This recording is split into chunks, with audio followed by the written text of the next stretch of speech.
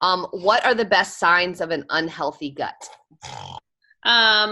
Probably bloating, indigestion is a big one, reflux, because that can have some pretty, if it stays chronic, and pretty serious ramifications. Like you said, like you're tested for like precancerous issues if you have GERD for that long. So yeah, reflux, and it's very common and normal to just kind of live on Tums. So just kind of starting to have some awareness of if you have any of those issues that you just kind of take care of, either with, medications or, not going to the bathroom every day is a big one. Going to the bathroom too much and having like super loose stools, which you guys seem to have tracked with your poop tracker, which I love. So just checking in with that kind of stuff. Yeah, those are probably the big ones. Awesome. Self-aware, like someone to be self-aware and kind of if they're trying to figure out that fasting window, do you have them keep a biofeedback log, or how can one become more self-aware to adjust their GI patterns?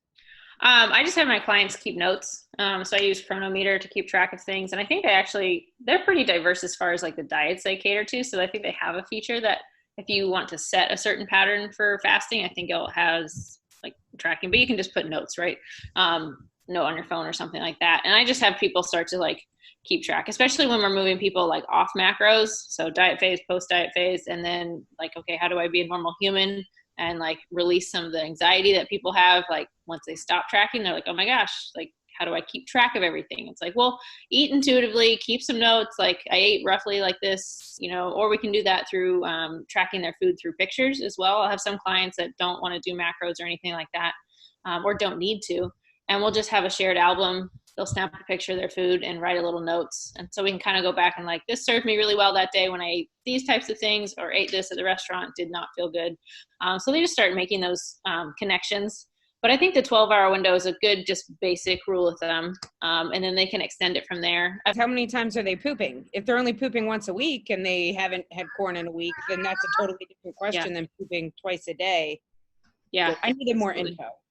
More info needed. Yeah, and you can track your transit time. Corn is actually something you do track your transit time with because we don't digest it very well.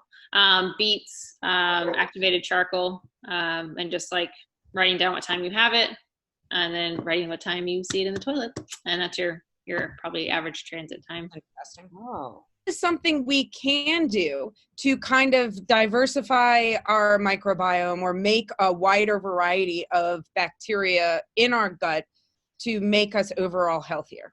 Yeah, well, that's a hard one, especially given certain, situation like in general. Yes. In general, I would say just being outside. There's been several studies to show that kids that are raised like on a farm or outside just have a stronger immune system because they're exposed to a lot more things versus kids that are just over sanitized in general, like hand sanitizer, everything's clean. Kids that grow up next to animals generally have a stronger immune system because they're exposed to so much of that stuff early on, and especially when they're still breastfeeding, they have that immunity from mom to help build up that immunity from the start. But yeah, a lot of it is pretty early on in life as far as like setting ourselves up for success later. But in general, I would say eating lots of produce. I mean, obviously especially now, like washing all of that, like the fresh vegetables and stuff, but still there's going to be some soil-based bacteria likely left on there. Things like sauerkraut, kombucha, those probiotic or naturally probiotic foods would be good. You can take a general probiotic.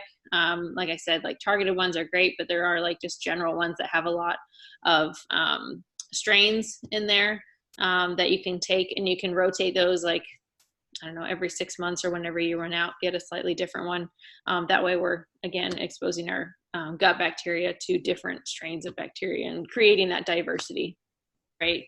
Blood pressure, all that, to like get in that state of calmness and just kind of trying to be a little bit more present and step away from those other stressors. So you can really kind of compartmentalize your day to better help digestion. Because you're right. And that's probably where like people will get like bloating or indigestion or heartburn or something like that, because they're trying to eat when they're in that amped up state. And it's just not going to go as well. And you might get some symptoms from trying to force it. Mm-hmm. Mm-hmm. We probably don't do that very well as Americans. We probably are always like trying to be stressed and hurried and go. And like other cultures do much better with like chill mode to eat. Right, G? Right, Yeah. G. Chill. Yeah. Right. Yeah. So I feel you. Yeah, absolutely. Yeah. It's hard. I think I have one last question, and then Molly, if you have one last one, then we'll wrap up. Are there any is there any truth to cleanses? I think they just help you poop more is the big thing. As most of the time. Yeah. When people cleanse or, yeah, because everything's got a good name, or like a detox program, or even functional medicine has like a detox program. And all it is like making sure that you have more of the vegetables and more of the things you need for your just to support liver function, basically.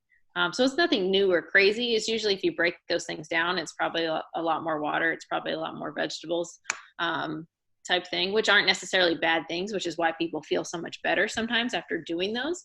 But I think it's the temporary part of that. People like, oh, well, I'll do this for 10 days and then I'll be fine. And I can go back to what I was doing before. I'm like, how about we just be healthy all the time? And then you're on a cleanse the whole time. Like, you're pooping every day, you're sweating every day, you're doing all that stuff on a regular basis. So you don't hopefully feel the need to do those like quarterly big extreme protocols. Gotcha.